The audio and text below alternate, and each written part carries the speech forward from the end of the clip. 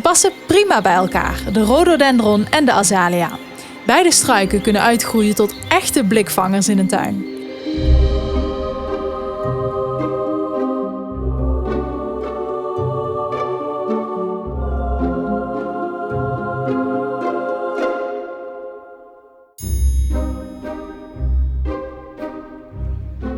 Mooi hè, deze kleurenpracht? Ideaal voor in de tuin, terras of balkon. De rhododendrons en azalea's.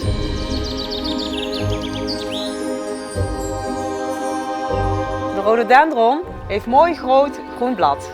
Hij blijft in de winter groen, waardoor het dan ook nog een mooi geraamte is voor de tuin. En mooie bloemen in heel veel soorten en maten. De azalea heeft kleinere bloemen en ook kleiner blad. Je ziet het al, het kan een echte bloemenbom zijn voor in je tuin.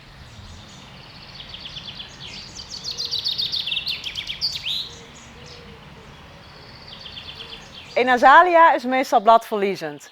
Maar dat heeft als voordeel dat als de bloemen eraan komen, deze er nog extra uitspringen. Zoals deze mooie grote witte. Azalea's zijn er ook in heel veel soorten en maten te krijgen. Van klein tot groot en dadelijk in het najaar ook voor in huis.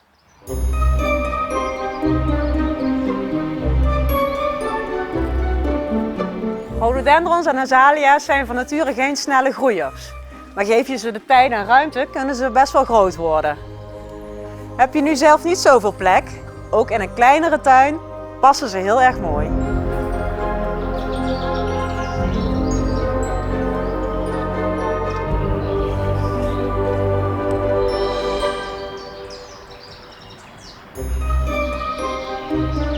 Rhododendrons en azalea's zijn dus ook ideaal voor in een kleinere tuin of voor in een pot.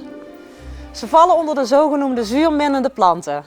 Zorg dus altijd voor speciale grond en voeding voor je rhododendrons en azalea's.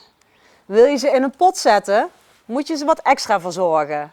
Zorg voor een goede afwatering, zodat er geen water in blijft staan, en geef ze de juiste voeding. Doordat ze zuurminnend zijn, zijn ze ideaal te combineren met hortensia's. Het voordeel daarvan is dat rhododendrons en azalea's in het voorjaar bloeien en de hortensia's in de zomer, waardoor je dus 2 seizoenen lang van je tuin kunt genieten.